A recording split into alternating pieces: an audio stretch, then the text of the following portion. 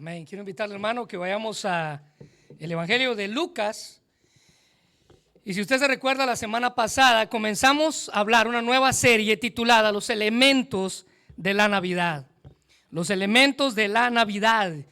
Y hoy vamos a hablar acerca de el gozo de la Navidad. Hemos cantado, hemos dicho, pronunciado las palabras del nacimiento del Hijo de Dios. Y hoy quiero invitarle a que vaya a Lucas capítulo 2. Y vamos a dar lectura a unos versículos. Lucas capítulo 2, versículos del 8 al 11. Lucas capítulo 2, versículos 8 al 11. Y hoy vamos a hablar acerca de el gozo de la Navidad. Muy bien. La Biblia dice en Lucas capítulo 2, versículo 8: había pastores en la misma región que velaban y guardaban las vigilias de la noche sobre su rebaño. Y he aquí se les presentó el ángel del Señor, y la gloria del Señor rodeó de resplandor, y tuvieron gran temor. Pero el ángel les dijo: no temáis, porque he aquí os doy nuevas de gran gozo. Ahora quiero que subraye de gran gozo, porque es una frase que voy a repetir en todo el mensaje, que será para todo el pueblo, que os ha nacido hoy en la ciudad de David un Salvador, que es Cristo el Señor. Ahora, hablando del gozo, sin duda alguna, todos batallamos con diversas circunstancias que quieren robarnos el gozo de la Navidad. Cosas como heridas del pasado sin sanar. Eso es algo que quiere robarle el gozo de la Navidad. Estas heridas del pasado sin sanar son letales cuando se trata del gozo de la Navidad. Porque donde deberíamos de celebrar y estar alegres, estamos tristes y sin gozo alguna. Ahora, hay más cosas tales como el pecado, las oraciones sin contestar, circunstancias adversas, anhelos insatisfechos, dificultades matrimoniales, incluso dificultades familiares sin resolver. Son cosas que quieren robarnos el gozo de la Navidad. Y cuando pensamos en todas estas cosas, por consiguiente, perdemos el verdadero sentir de uno de los acontecimientos más importantes en la historia de la humanidad. Dios envió a su Hijo al mundo a nacer como un ser humano. Mire, cuando el ángel se apareció a José en sueños, se recuerda, la semana pasada mencionábamos de estos, después de que él pensara o planeara dejar a María en secreto, el ángel citó una profecía que está en Isaías 700 años antes, les dije, de que Cristo naciera. Isaías escribió del Mesías 700 años antes de que Cristo naciera. Y el ángel en sueños se le presenta a José, el padre terrenal de Jesús, y le da una profecía escrita por Isaías 700 años antes. En ella hablaba de que Dios en un tiempo determinado vendría a vivir en medio de nosotros. En Mateo capítulo 1, versículo 23, el ángel le dijo a José: he aquí, una virgen concebirá y dará a luz un hijo y llamará su nombre Emmanuel, que traducido es Dios con nosotros. Una traducción literal es Dios en medio de nosotros. La profecía que el ángel citó está en Isaías 7:14, si usted puede ver ahí en sus notas. Por tanto, el Señor mismo os dará señal: he aquí que la virgen concebirá y dará a luz un hijo y llamará su nombre Emmanuel. Y esta era una señal clara de que Dios no abandonaría a su pueblo. Como ellos habían pensado, el hijo nacido de esa virgen iba a traerle gozo al pueblo, iba a traer, como la semana pasada aprendíamos, esperanza al pueblo, porque Dios viviría en medio de ellos. Eso es lo que significa Emmanuel. Dios iba a vivir en medio de ellos. Ahora, ese nombre, Emmanuel, este nombre se usaba más como un título que como un nombre propio. Era un título dado a Dios, que Dios iba a vivir en medio de ellos. Es decir, que cuando Jesús vino al mundo, en el sentido más literal, era Dios, dice la Biblia, quien había venido a visitar a su pueblo. Ahora, el hecho de que una virgen concibiera, según el relato de Lucas, el hecho de que una virgen concibiera era sorprendente, era asombroso de que una virgen pudiera concebir un hijo sin antes haber tenido un esposo. Pero lo que es más sorprendente aún, según el relato bíblico, es que ese niño en Belén se le llamara Emmanuel. Eso era más sorprendente aún. Dios en medio de nosotros. Ahora mire, escuche bien, porque el Dios en medio de nosotros significa que no solo Dios nos creó a nosotros, no solo Dios piensa en nosotros, no solo Dios está por encima de nosotros, sino Dios está en medio de nosotros. Eso era más sorprendente. Esto era un motivo, dice el ángel, de gran gozo. Subraye eso, gran gozo, tal y como el ángel lo dijo a los pastores en aquella noche de Navidad. Ahora, la Navidad, hermanos, debe ser la época más maravillosa del año, llena de gozo. Lamentablemente, en ocasiones es todo lo contrario. Pareciera que la nostalgia es la que reina en la Navidad en lugar del gozo. Ahora, sin duda alguna, el gozo como cristianos debe ser algo que necesitamos en nuestra vida. Pero ese gozo, dice la Biblia, usted debe buscarlo. No viene por arte de magia en su vida. No cometamos el grave error de separar el gozo de la Navidad, porque en ella usted encuentra el pasaje perfecto en las Escrituras para sentir el gozo navideño. Por ejemplo, en Nehemías capítulo 8, versículo 10, se nos manda a nosotros como cristianos: no se desaliente ni se entristezca, porque el gozo del Señor es su fortaleza. El gozo nos da fortaleza. Cuando más desalentados, especialmente en esta época, usted se pueda sentir, cuando más triste, especialmente en esta época, usted se pueda sentir, especialmente por las cosas que están pasando en su vida alrededor, usted debe recordar que mientras más gozo tenemos en nuestra vida, dice Nehemías, más fortalecidos somos. De ahí la importancia de que el gozo es algo que no puede faltar en nuestra Navidad, el gozo de la Navidad. Pero tenga cuidado y no deje que su gozo esté fundamentado en cosas pasajeras, cosas tales como los adornos, las luces, los regalos. Nehemías le recordó al pueblo que el gozo que perdura es el que viene del Señor. Nota el versículo que leímos: porque el gozo del Señor es el que da fuerza. El gozo de la Navidad también viene de aquel que un día descendió para darnos vida, Jesucristo. En Filipenses 4:4 el apóstol Pablo nos anima a nunca dejar de sentirnos gozosos. Él dice: regocijaos en el Señor, subraya esto, siempre. ¿Entiende eso usted? Siempre significa siempre. No importa la circunstancia, no importa la época, siempre significa siempre. Otra vez os digo, dice el apóstol Pablo, por si no me escucharon la primera vez, ustedes deben de estar alegres siempre. Es el gozo del Señor el que perdura para siempre, el que hace que nuestra Navidad sea completamente diferente a lo que probablemente usted y yo estábamos acostumbrados. Mire, déjeme hacer una pregunta: ¿cómo usted celebraba Navidad antes de conocer a Cristo? Esa es una alegría pasajera. Dios creó este día especial para que usted y yo, dice la Biblia, nos alegremos en él. El Salmo 118:24 dice: este es el día que Jehová hizo, nos alegraremos y nos gozaremos en él. Nuestra tarea es identificar entonces esos ladrones, como la semana pasada lo aprendíamos, que pueden robarnos el gozo de la Navidad. Y les dije que un asesino silencioso de la Navidad es la nostalgia. Anótelo. Pareciera que las personas, al escuchar las campanitas de Navidad o las canciones de Navidad, en lugar de que haya gozo en sus hogares, hay tristeza. Es más, una señora, una doctora, la doctora Christine Bacho, especialista en el estudio de la nostalgia y sus efectos, de una prestigiosa universidad en Nueva York, dijo que, escuche bien, todo lo concerniente a Navidad desencadena profundamente recuerdos, y la mayoría del tiempo, en lugar de darnos alegría, nos dan tristeza. Dice la doctora: la sociedad se ha encargado de decirnos que la Navidad está relacionada con la melancolía, con la nostalgia y la tristeza, y no con el gozo que la Navidad debe producir en el corazón de todos aquellos que la celebramos. Además, ella dijo que la Navidad nos recuerda a los seres queridos que jugaron un papel importante en nuestras vidas y el tiempo que compartimos con ellos. Y por tal motivo, ella nos invita a que usemos esos recuerdos que usted tiene de sus parientes, dice ella, para reflejar, en lugar de tristeza, agradecimiento por todo el tiempo que vivimos con ellos.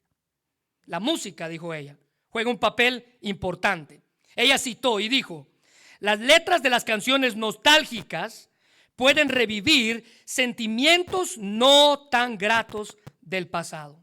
Es decir, que las canciones de hoy en día nos llenan de melancolía en lugar, cuando hablamos de canciones de Navidad, nos llenan de melancolía en lugar de llenarnos de gozo, de llenarnos del gozo de la Navidad, el gozo de celebrar que el Salvador de la humanidad había nacido.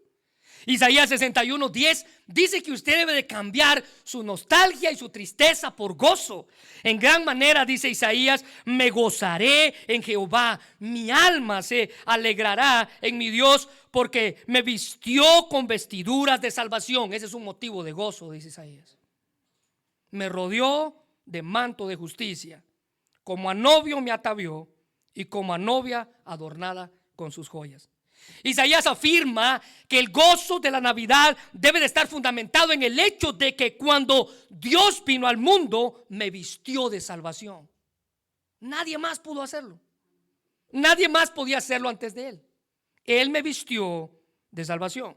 Así que no permita que nada ni nadie le robe el gozo de la Navidad.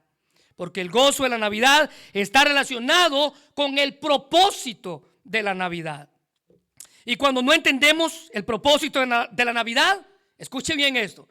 Cuando el gozo de la Navidad está relacionado con el propósito de la Navidad, y cuando usted no entiende el propósito de la Navidad, usted no entiende por qué la celebra. Usted no entiende lo que celebra. Si usted no entiende el propósito de la Navidad, usted no entiende lo que celebra. Es por eso que en lugar de estar gozoso, usted está triste. Esta semana leía sobre el especial de Navidad de Charlie Brown. Y usted a lo mejor sabe quién es Charlie Brown. Empezó como una serie de esas caricaturas que aparecían en los periódicos. Su nombre en inglés es Peanut, pero en Latinoamérica usted y yo lo conocemos como el Charlie Brown, ¿verdad? Bueno, Charlie Brown, no sé si me pueden ayudar. Apágame todos los canales que no estén en uso, algo que está aquí haciendo ruido. Este especial de Navidad de Charlie Brown, en él, Charlie Brown está deprimido y triste. Note que es una caricatura hecha en 1900. Este programa, por eso se ve así borroso, fue hecho en 1956. En él, Charlie Brown está deprimido y triste. Es la época de Navidad y él no sabe por qué. A lo que Lucy, que es una de sus amigas, le aconseja que debe checar sus temores. Ella le dice: checa dentro de ti, ¿qué es a lo que tú tienes miedo? Y a lo mejor tú estás deprimido por las cosas a las cuales tú le temes. Y ve tus temores y entonces sabrás por qué te sientes así. Charlie termina confesándole que el problema de su depresión es el hecho de que él no entiende lo que significa la Navidad. Tiene sentimientos encontrados, dice él. En momentos se siente feliz y al rato instantáneamente se siente triste al mismo tiempo. A lo que Lucy le sugiere, le dice: ¿sabes por qué? ¿Por qué no te involucras en alguna actividad que tenga que ver con la Navidad? Entonces así tú vas a entender cuál es el propósito de la Navidad. Un ejemplo, dice ella: ¿por qué tú no te conviertes en nuestro director de la obra de teatro de Navidad de este año? Le sugiere ella. Bueno, Charlie, al escuchar la sugerencia, sorprendido y halagado, acepta el reto. Tratando de encontrar el sentido de la Navidad, Snoopy, que es el perrito blanco con parches negros que sale en la serie, le da una hoja de papel que es como un artículo de un periódico titulado Encontrar el verdadero significado de la Navidad. Snoopy le sugiere que el verdadero significado de la Navidad es dinero, dinero y más dinero. Después de todos los preparativos y que Charlie Brown se pudo haber conseguido un pequeño arbolito de Navidad, que cuando lo puso en el piano, todas sus hojitas o las pocas hojitas verdes que tenía se cayeron. Todos comenzaron a burlarse de Charlie Brown por no haber conseguido algo mejor, diciéndole que su papel como director había sido un fiasco y que él era un inútil. En medio de su frustración, Charlie grita a pulmón tendido: ¿Acaso no hay nadie que sepa lo que verdaderamente significa la Navidad? Y de repente, Linus, el personaje con la cobijita azul, dice: por supuesto, Charlie Brown, yo puedo decirte de qué se trata la Navidad. Tomando su mantita de seguridad, Linus se ubica en el centro del escenario y expresa un monólogo sin igual. La historia de la Navidad, literal, palabra por palabra, de Lucas capítulo 2, versículos 8 al 14.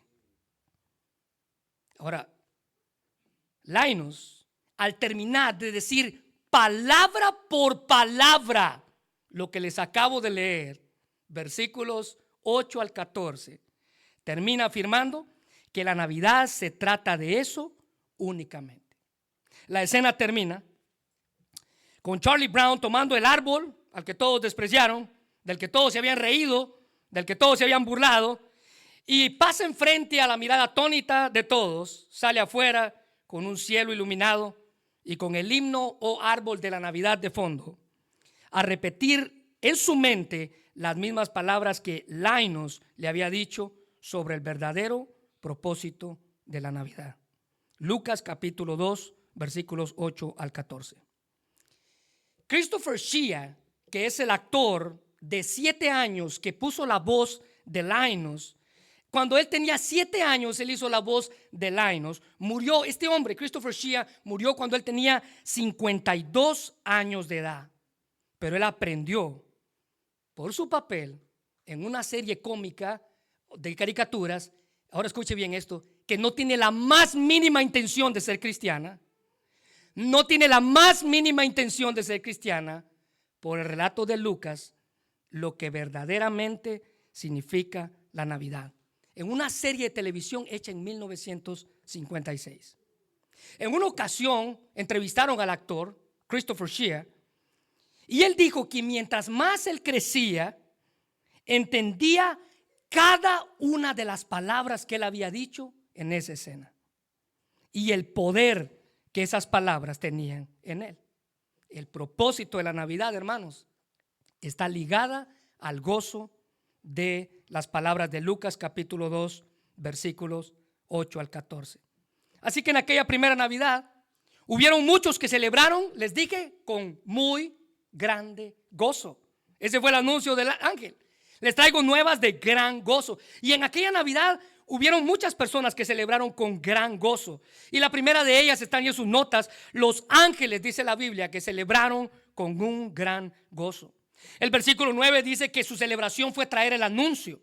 Ellos celebraron el gozo de haber traído el anuncio más importante de toda la humanidad. Dios había decidido venir al mundo a vivir entre nosotros. Mira el versículo 9, dice: y el resplandor los rodeó y tuvieron gran temor. A lo largo de las escrituras, ese resplandor siempre ha estado ligado con la presencia de Dios. Es decir, que esa noche de Belén, esa noche ahí los ángeles mostraron con gozo el resplandor de la gloria de Dios. El Salmo 104, 1, 2 dice: bendice alma mía Jehová, Jehová Dios mío, mucho te has engrandecido, te has vestido de gloria y de magnificencia. Escuche bien esto: el que cubre de luz como de vestidura, que extiende los cielos como una cortina. El resplandor de la gloria de Dios. Los ángeles celebraron con gran gozo porque ellos trajeron el anuncio del resplandor de la gloria de Dios. El ángel se presentó, dice la Biblia, y el anuncio se le unieron una multitud de ángeles. Miren lo que dice el versículo 13 y 14. Y repentinamente apareció con el ángel una multitud de las huestes celestiales que alababan a Dios y decían: gloria a Dios en las alturas y en la tierra paz, buena voluntad para con los hombres. Una multitud significa que había un grupo enorme. Estos ángeles estaban haciendo lo que ellos hacen constantemente: alabar a Dios. Por ejemplo, en Apocalipsis 5, versículos 11 al 12, el apóstol Juan, viendo hacia el futuro de lo que va a pasar cuando Cristo venga por segunda vez, él dice: y miré y oí la voz de, subraya esto, muchos ángeles. ¿Se da cuenta la comparación? Muchos ángeles en su venida, en su primera venida, muchos ángeles en su segunda venida, alrededor del trono y los seres vivientes y de los ancianos, y su número era millones de millones, que decían a gran voz: el cordero que fue inmolado es digno de tomar el poder, la riqueza, la sabiduría, la fortaleza, la honra, la gloria y la alabanza. Todo el cielo esa noche, hermanos, se desató en regocijo ante el nacimiento del Hijo de Dios. ¿Cuánto más nosotros debemos de hacerlo aquí en la tierra? ¿Cuánto más nosotros debemos de dejar la nostalgia y la tristeza a un lado y llenar nuestro hogar de gozo? Llenar nuestra vida de gozo. Todo el cielo desató en regocijo. Los ángeles, mire, entienda esto. Los ángeles conocían a Jesús, ese bebé que estaba por nacer, como la segunda persona de la Trinidad. Así era como ellos lo conocían. Nunca lo habían visto como un bebé, ni mucho menos como un ser humano. Ellos lo habían visto como la segunda persona de la Trinidad: Dios Padre, Dios Hijo y Dios Espíritu Santo. Pero ahora ellos lo veían en su encarnación. Ellos vieron su gloria inefable. Ellos entendían que el pecado de la caída de la humanidad en Génesis capítulo 3 estaba transformando a los seres humanos en rebeldes pecadores en contra de Dios. Pero también sabían que Dios estaba proveyendo un camino para que ellos pudieran alcanzar salvación. Y esa salvación venía en forma de bebé. El paquete era en forma de bebé. Y la profunda preocupación de ellos por la salvación de los pecadores se afirmó cuando Cristo dijo en Lucas capítulo 15 versículo 10: así os digo, escuche bien las palabras de Jesús refiriéndose a los ángeles, que hay gozo delante de los ángeles de Dios. ¿Y cuál es la razón? Por un pecador que se arrepiente. Ellos fueron testigos que Dios había mandado a aquel que les iba a perdonar los pecados. Les dije que venía en forma de bebé, en paquete de bebé. Ellos fueron testigos de eso.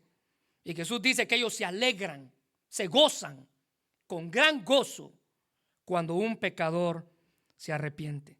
Así que ese coro angelical llenó de gozo aquella noche, y lo que refleja la cumbre de todo pensamiento y de toda acción, la más elevada de todas las verdades, la suprema razón por la que todo existe, la gloria de Dios. Esa noche los ángeles se gozaron porque trajeron la gloria de Dios.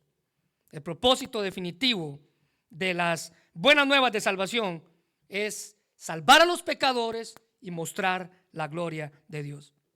Mire, en la antigüedad y hasta en las épocas recientes, la llegada de un rey o la visita de un rey a otro país, o incluso cuando él mismo llega a su casa, a su palacio, se consideraba un evento de suprema importancia. Es más, cada vez que un rey llega a un lugar, a un país a visitar, tienen que haber honores, tiene que haber banda, tiene que haber música, tiene que haber gozo, porque se llevaba a cabo esa ceremonia llena de cantos y decoraciones de gala, multitudes esperando la expectativa del rey que iba a llegar a determinado país. Bueno, por más importante que sea la entrada real en esta tierra, escuche bien, hermano, ninguna de ellas se compara al gozo anunciado por los ángeles en aquella primera Navidad, cuando el rey del universo decidió venir al mundo. Cristo había nacido y con su anuncio los ángeles celebraron con gozo. Pero en segundo lugar, ¿sabe quién más celebró con gran gozo? Los pastores, dice la Biblia, que celebraron con gran gozo. Los pastores celebraron con gran gozo. Nota el versículo 8, dice que había pastores en aquella misma región. Había pastores en aquella misma región. Y note que ese anuncio fue dado a unos pastores. La buena noticia del nacimiento del Salvador llegó primero, escuche bien esto, al grupo más improbable de personas: unos simples pastores. William Barclay afirma que ese es un hermoso pensamiento de que los pastores que cuidaron a los corderos del templo fueron los primeros en ver al Cordero de Dios que quita el pecado del mundo. Los pastores se encargaban de cuidar a las ovejitas que se usaban para sacrificarlas en el templo. Y es interesante, dice él, que esas personas que se encargaban de cuidar a esos corderitos fueron los primeros que vieron o que se les anunció a la llegada del Cordero de Dios que quita el pecado del mundo. ¿Sabe por qué esto es importante? Porque los pastores estaban casi al final de la escalera social. Muchos de los pastores eran analfabetos y muchos de ellos eran sin formación educacional. En muchos lugares se les consideraba como personas deshonestas incluso, poco confiables y en muchas ocasiones indeseables. Eran personas no gratas, hasta el punto que a un pastor no se le permitía, a un pastor de ovejas no se le permitía testificar en un juicio. Debido a que las ovejas requerían cuidado los 7 días de la semana, los pastores no podían cumplir plenamente con las regulaciones humanas del día de reposo que habían desarrollado los fariseos. Por tanto, ellos no podían entrar en la adoración. Y por consiguiente, se les miraba como personas que violaban las leyes religiosas continuamente y eran considerados ceremonialmente impuros. Ahora note esto, porque Dios los escogió a ellos y por lo tanto ellos fueron los primeros en recibir el anuncio de primera mano del nacimiento de su hijo y así cumplir con la profecía de Isaías capítulo 61 versículo 1. El Espíritu de Jehová, el Señor está sobre mí, dijo Isaías 61 capítulo 1, está sobre mí porque me envió Jehová, me ha ungido Jehová y me ha enviado a predicar buenas nuevas a los abatidos, a vendar a los quebrantados de corazón y a publicar libertad a los cautivos y a los presos apertura de la cárcel. ¿Sabía un dato interesante? Este fue el mismo pasaje que Jesús leyó del profeta Isaías en una sinagoga cuando estuvo en Jerusalén. El mismo pasaje que Jesús leyó. Y al finalizar de leer el pasaje, Jesús afirmó lo siguiente. Lucas capítulo 4 versículo 21. Hoy se ha cumplido esta escritura delante de vosotros. ¿Qué estaba diciendo? Que aquel a quien Dios había ungido era Él. Que aquel quien iba a levantar a los pecadores era Él. Que aquel que iba a vendar a los quebrantados de corazón era Él. Hoy se ha cumplido delante de vosotros esta escritura. Así que la primera impresión de los pastores fue que ellos tuvieron, dice el versículo 9, gran temor. Temor era la reacción normal siempre que alguien en las escrituras se encontraba con un ángel. Pero al ver el obvio terror de los pastores, el ángel les declaró en el versículo 10, no temáis. Pero el ángel les dijo, no temáis. Ellos tenían temor y el ángel quiso calmar su temor. Ahora yo quiero que usted vea el contraste entre estas dos frases y usted pueda subrayarlo ahí. Note el contraste de gran temor con gran gozo. ¿Ya lo encontró? Gran temor con gran gozo. La medicina para nuestros temores en Navidad es nuestro gran gozo. La medicina para nuestra nostalgia en Navidad es nuestro gran gozo. La medicina para nuestra tristeza en Navidad es nuestro gran gozo. ¿Ya vio el contraste? Nuestro gran temor contrasta el gran gozo. Ellos no tenían por qué temer. Ellos no tenían por qué tener temor al mensaje. Su mensaje no era de juicio. Los ángeles trajeron un mensaje de esperanza para toda la humanidad que estaba perdida en sus delitos y pecados. En primera de Juan 4:14 dice el mensaje, y el mensaje es que el Padre ha enviado al Hijo, el Salvador del mundo. Ese es el mensaje de esperanza. Ahora note que ellos celebraron con gozo al creer lo que el ángel les había anunciado. Mira el versículo 15.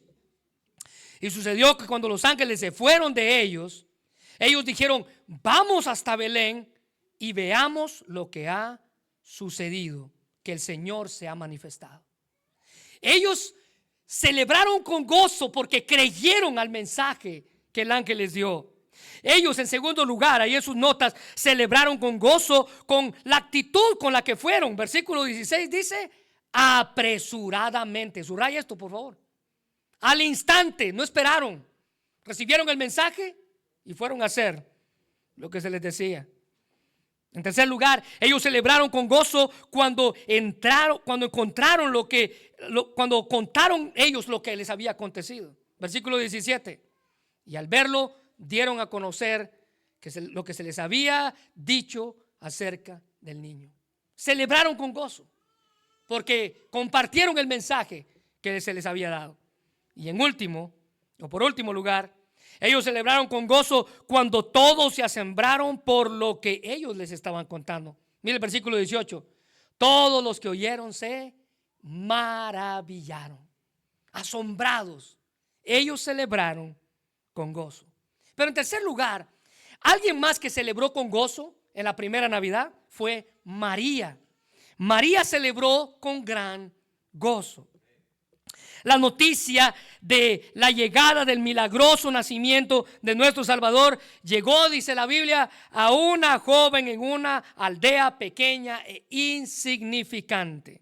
Ella es descrita como una virgen. Y Lucas nos informa que el nombre de esa muchacha era María. Si usted puede ir a Lucas capítulo 1, ahí en su Biblia, una hoja atrás. Lucas capítulo 1, versículo 27. Y una virgen desposada con un varón que se llamaba José, de la casa de David, y el nombre de la virgen era María. Ella sería la que llevaría en su vientre al Salvador. Ahora, note que el nombre María es la forma griega del nombre hebreo Miriam. Es más, la hermana de Moisés se llamaba así. Y lo que significa ese nombre, si usted conoce a alguien que se llama María, María significa exaltada. Literalmente es una descripción apropiada para la madre del Mesías. Ella tendría un gran privilegio. Alguien en la célula este viernes preguntó: ¿qué vio Dios en María para tan grande honor? ¿Qué vio Dios en María para que le diera tan grande honor? Preguntaba alguien en nuestra célula este viernes. Ahora, mire, a diferencia de los elogios que Dios hace de Zacarías y Elizabeth, Zacarías era el sacerdote y Elizabeth era la pariente de María. Mire por favor en Lucas capítulo 1, versículo 6, hablando de ellos dice: ambos eran justos delante de Dios y andaban irreprensibles en todos los mandamientos y ordenanzas del Señor. A diferencia de los halagos y los elogios que la Biblia hace de Zacarías y Elizabeth, no se menciona y no se dice nada de María. Nada excepcional, excepto de su condición como virgen. No se añade que nada la distinguiera como alguien digno de mención. Pero lo que podemos sugerir de lo que Dios vio en María fue su carácter. Al ver su carácter, observamos que fue una mujer justa, obediente, con disposición de servir a Dios, a pesar de las cosas que tenía que enfrentar. Mira el versículo 28. Ella dice, estando el ángel con ella, dice: salve, muy favorecida, el Señor es contigo, dice el ángel, bendita tú entre todas las mujeres. Esa palabra o esa frase está hablando acerca de su justicia, su obediencia, su disposición. María era una joven pobre, una característica que no era llamativa a los ojos de nadie, pero la gente de su tiempo, con esas cualidades, joven, pobre y siendo ella mujer, la descartaba para cualquier servicio de parte de Dios. Dios no podía usar a alguien así, según la creencia de ellos. Pero Dios escogió a María para uno de los actos más grandes de obediencia que jamás haya demandado de alguien. Por eso dice la Biblia que ella celebró con gran gozo.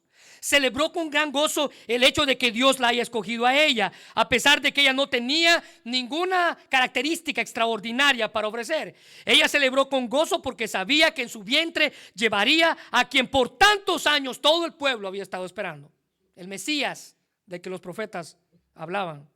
La sumisión de María es realmente encantadora a nuestros ojos. Mire lo que dice el versículo 38. Al explicarle todo, ella dice: he aquí la sierva del Señor. Note esto: hágase conforme a tu palabra. Y el ángel se fue de su presencia. Estaba dispuesta a aceptar lo que Dios decidiera. No hizo preguntas, no puso condiciones. Dios había dado una orden y él simplemente iba a seguirla. A ella le correspondía obedecer, a él le correspondía cuidarse de todos los detalles que salir embarazada sin estar casada implicaba y resolver todos los problemas. Mire, hermano, la actitud de María fue la de una mujer creyente, obediente a la voluntad de Dios, quien con gozo cumplió el propósito de Dios en su vida. Bien la definió su pariente Elizabeth, cuando María fue a visitarla y ambas estaban embarazadas, Elizabeth dijo en el capítulo 1 de Lucas, en el versículo 45, si usted puede ir conmigo: y bienaventurada la que creyó, porque se cumplirá lo que fue dicho de parte del Señor. Elizabeth describe a María como una mujer bienaventurada. ¿Sabe usted qué significa esa palabra? Dichosa, feliz, feliz en grandes términos. Otra cosa que es ejemplar, destacar de María, es la sencillez y la humildad con la que María recibió el mensaje que Dios había de transformar radicalmente su vida. No tenemos ni el más mínimo indicio de que ella se consideraba digna del honor. Es decir, no hay nada en la Biblia que nos diga, que ella diga: oh sí, yo sabía que tú me ibas a venir a visitar a mí. Ni tampoco tenemos indicios de que ella creyera que merecía algún trato especial por lo que Dios estaba a punto de hacer con ella. No hay nada de eso. Pero lo que sí sabemos con certeza es el gozo que ella sintió por el privilegio que Dios le había otorgado, sin ella merecer nada y sin tener nada que ofrecer a Dios. Su gozo fue tan grande que Lucas, dice la Biblia, que escribió lo que se conoce como el Magnificat de María. Y esta es una expresión, el Magnificat es una expresión de gozo en alabanza, llena de alusiones y citas del Antiguo Testamento. Lo que indica, escuche bien esto, al María escribir esto, al María pronunciar esto y Lucas escribirlo, lo que indica que el corazón y la mente de María estaban saturados de la palabra de Dios. Todas las menciones que María hace son menciones del Antiguo Testamento. Pero note las dos primeras estrofas, pudiéramos decir, de su canto. En Lucas capítulo 1, versículo 46 y 47. Ella dijo, María entonces dijo: engrandece mi alma al Señor. Escuche bien: engrandece mi alma al Señor, y mi espíritu se regocija en Dios, mi Salvador. Ella inicia su expresión de gozo con un engrandece, que literalmente significa hacer grande, magnificar. De ahí la palabra latina, el Magnificat de María. De manera figurada, esta frase, engrandece, tiene que ver con exaltar o el alabar a alguien. El corazón y la mente de María estaban llenos de gozo alabando a Dios por lo que Él haría. Ahora nota la segunda frase, versículo 47. Y mi espíritu se, subraya esto por favor, regocija. Y esta es una palabra con un significado muy profundo. Se trata de una expresión de supremo gozo. Este regocija aquí en esta frase significa un supremo gozo, un gozo que no se afecta por las circunstancias externas, sino que se hace la voluntad de Dios en la tierra, no importa cuál sean las consecuencias. Lucas capítulo 10, versículo 21. Solamente en 3 ocasiones se habla de este supremo gozo. Y Lucas 10, 21 es una de ellas. Jesús, dice la Biblia, que en aquella hora subraya esto, regocijó en el Espíritu y dijo: yo te alabo, oh Padre, Señor del cielo y de la tierra, porque escondiste estas cosas de los sabios y entendidos y las has revelado a los niños. Sí, Padre, porque así te agradó. ¿Sabe este contexto? El contexto de este pasaje es cuando Jesús manda a esta gente a predicar el evangelio y muchas personas creían en él. Jesús se regocijó al ver que muchas personas creían en él. O sea que el contexto de esta palabra regocijo tiene que ver con la salvación. Anótelo, porque el siguiente también tiene que ver con la salvación. El contexto o la similitud o lo que está ligado a esta palabra regocijo en este pasaje de Lucas 10, 21 tiene que ver con la salvación. Ahora este segundo ejemplo, en Hechos capítulo 16, cuando el carcelero de Filipos, Pablo le predica, se bautiza, dice el versículo 34, y llevándolos a su casa, les puso la mesa y se regocijó con toda su casa de haber creído en Dios. Esta palabra regocijo aquí está ligada en un contexto de salvación. ¿Sabe cuál fue el gozo más grande que María celebró? Fue que el Salvador del mundo había venido a nacer en medio de nosotros. Él iba a nacer en medio de nosotros. Note la frase del Magnificat en el versículo 47. Mi espíritu se regocija en Dios, mi Salvador. María, al igual que todos los demás pecadores, incluyéndole usted a mí, necesitaba un Salvador. Ella necesitaba un Salvador. Y su regocijo fue porque el Salvador de la humanidad iba a venir a nacer en medio de nosotros. Ahora, déjeme mostrarle el cuarto grupo de personas que celebraron con gran gozo. Y estos fueron los sabios del Oriente. Ellos hicieron un viaje largo, con nada de comodidad, pero con un deseo que los hizo poner sus ojos en lo que verdaderamente valía la pena, no en las inclemencias que estaban sufriendo. Ellos no vieron el tiempo que invirtieron, fueron varios días. Algunos consideran que fueron años.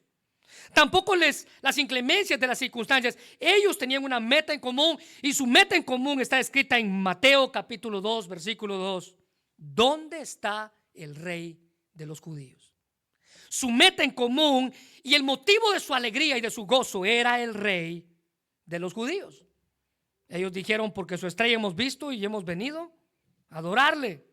Y aunque no tenemos mucha información sobre la identidad de estos sabios, lo que sí sabemos es que tenían un corazón lleno de gozo. Y si quiere subrayar eso, lleno de gozo por encontrar al rey que había nacido.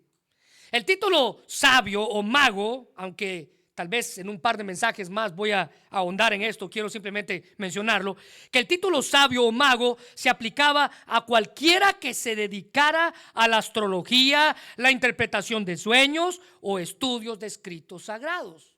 Se considera que Daniel, el profeta Daniel, era considerado un mago cuando estuvo en Babilonia. Pero una de las profecías que estos magos del Oriente que usted acaba de leer habían estudiado era la descrita en Números capítulo 24, versículo 17, que dice: lo veré, mas no ahora, lo miraré, mas no de cerca, y saldrá. Note que estrella está escrita en letras mayúsculas. Importante. Eso no lo escribí yo, está en la Biblia. Importante. Estrella de Jacob, y se levantará cetro de Israel, refiriéndose al rey que esa estrella iba a anunciar, y herirá a las sienes de Moab y destruirá a todos los hijos de Set. A diferencia de ellos, hermanos, escuche bien esto. A diferencia de estos sabios del Oriente que conocían esta profecía, el pueblo que esperaba al Mesías no tuvo el mismo entusiasmo que estos hombres demostraron. El pueblo, dice la Biblia, careció de gozo. Perdieron la oportunidad de participar del acontecimiento más importante de la historia. Es más, el hombre que llegaron a ver por si les daba lugar para quedarse en la posada o en el inn, él les dijo: no, aquí no hay lugar. Él se perdió la oportunidad de celebrar con gozo la llegada del rey. ¿Se recuerdan del rey Herodes? Celoso porque otro rey iba a quitarle su trono. Él dice: no, yo no quiero saber nada de este rey. O es más, sí quiero saber de él, díganme dónde está, pero para matarlo. Esta gente se perdió de participar en el acontecimiento más importante de la historia. Lucas capítulo 10, 19, versículo 10 nos dice cuál es ese acontecimiento. El Hijo del Hombre vino a buscar y a salvar lo que se había perdido. Esta gente se perdió porque en Juan 1:11 dice: a los suyos vino y los suyos no le recibieron. Y a pesar de que Cristo creó el mundo, la gente que creó no lo reconoció como el rey cuando él vino a la tierra. Ni siquiera el pueblo que Dios había escogido, escuche bien esto, el pueblo judío que Dios había escogido para preparar al resto del mundo para la venida del Mesías. Entienda esto: Dios escogió un pueblo para preparar al resto del mundo para cuando el Mesías viniera, y ni siquiera su propio pueblo creyó en él. No creyeron en él. A los suyos vino y los suyos no le recibieron. Ellos lo rechazaron. Y a pesar de que todo el Antiguo Testamento hablaba de la venida de un Mesías, de alguien que iba a venir a salvar, de alguien que todos estaban esperando, la gente lo rechazó. Pero ¿sabe lo grandioso de esto, hermanos? Y el motivo del por qué usted y yo debemos celebrar con gran gozo es porque el Mesías no iba a venir solo para ellos, sino para todos aquellos que éramos gentiles, que no somos judíos. De ahí que a Juan capítulo 1 versículo 11, a los suyos vino y los suyos no le recibieron. Le siga Juan capítulo 1 versículo 12, mas a todos los que sí le recibieron. Eso lo incluye a usted y a mí. A los que creen en su nombre, a ellos sí les dio la potestad de ser hechos hijos de Dios. Ahora, mire, entienda esto. Ese versículo también incluía a estos magos sabios del oriente. Ellos no eran judíos, eran sabios del oriente, que con tanta diligencia buscaban dónde había nacido el rey de los judíos. Ellos decidieron emprender una larga travesía, guiados únicamente por una estrella que les enseñaría la ubicación del niño. Ellos viajaron con un objetivo en mente y cuando lo encontraron no hicieron otra cosa más, dice la Biblia, que alegrarse o celebrar con gran gozo. Mateo capítulo 2, versículo 10. Y al ver la estrella se regocijaron con grande gozo. Los ángeles, gran gozo. Los pastores con gran gozo. María cantó con gran gozo y los magos sabios del oriente con gran gozo. Este grande gozo en el griego es una expresión que nos muestra el grado de emoción, escuche bien, que esta gente sintió al haber encontrado al niño, lo que indica el interés que ellos tenían en ver al rey de los judíos. A diferencia de los nacimientos y de lo que normalmente conocemos como un nacimiento o como los presentan las imágenes, los magos se considera que encontraron al niño cuando el niño tenía 2 años de edad, no en un pesebre en Belén. Pero ellos se regocijaron porque habían encontrado a quien con tanto esmero y por tanto tiempo habían buscado. La pregunta es suya: ¿ya encontró usted a Jesús en esta Navidad? ¿O todavía está buscando el propósito de la Navidad, tal y como Charlie Brown lo hizo en su especial? Mire, no se olvide que Jesús es el verdadero propósito de la Navidad. Termino con una historia. Hubo una vez un monarca europeo que sorprendía y se preocupaba por que su guardia se preocupaba por él, y su guardia se sorprendía cada vez que él desaparecía del palacio. Él salía de su palacio y se mezclaba con su gente sin que su gente se diera cuenta. La guardia le sugirió y le dice: mire, no haga eso porque es peligroso, es contra la seguridad de un rey. Y él contestó algo que pudiéramos agregar que Jesús dijo cuando él vino al mundo. Él dijo: no puedo gobernar a mis súbditos a menos que sepa cómo viven. Hermanos, esa es la verdadera gloria del evangelio que tenemos en la Navidad. Tener un Dios que habitó en medio de nosotros, Emmanuel, para saber cómo vivimos. Pero no solamente vino a ver cómo vivimos, Él proveyó para nosotros un medio para salvarnos: Jesucristo nuestro Salvador. Ese es el motivo más grande de gozo. Así que no permita que nada ni nadie le robe el gozo de la Navidad. Quiero invitarle a que cierre sus ojos. Vamos a orar. Señor, gracias por tu palabra en esta hora, mi Dios, y gracias por la bendición que nos das de haber escuchado este mensaje.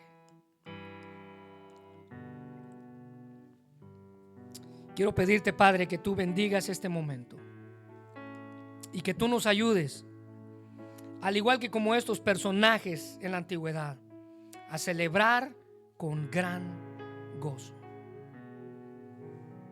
Celebrar con gran gozo. Ese es el verdadero propósito de la Navidad. Señor, sé que a veces es imposible lidiar con tantas cosas que quieren quitarnos el verdadero propósito y el verdadero sentir del gozo. Cosas como la nostalgia que embarga nuestra vida, pensando en cosas que han pasado a nuestro alrededor.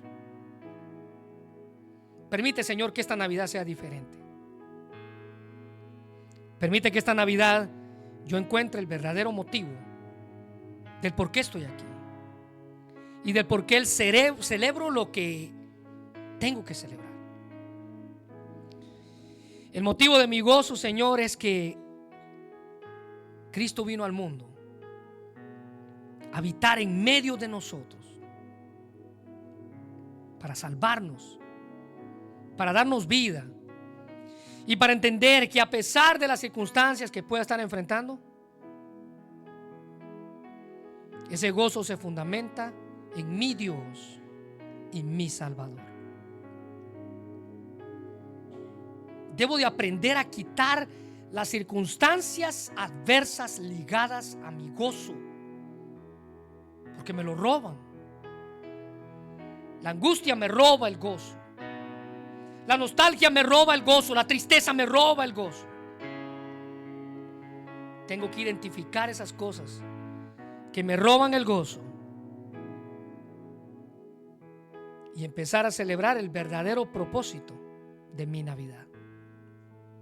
Gracias, Señor, por estos ejemplos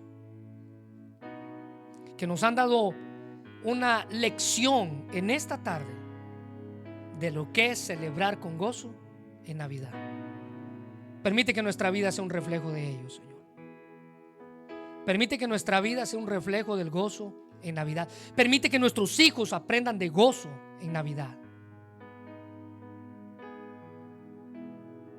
Permite que nuestra vida se alegre por el hecho de que celebramos que tú enviaste a tu Hijo al mundo a vivir en medio de nosotros con el propósito de salvarnos. Bendice este tiempo en el nombre de Jesús. Amén.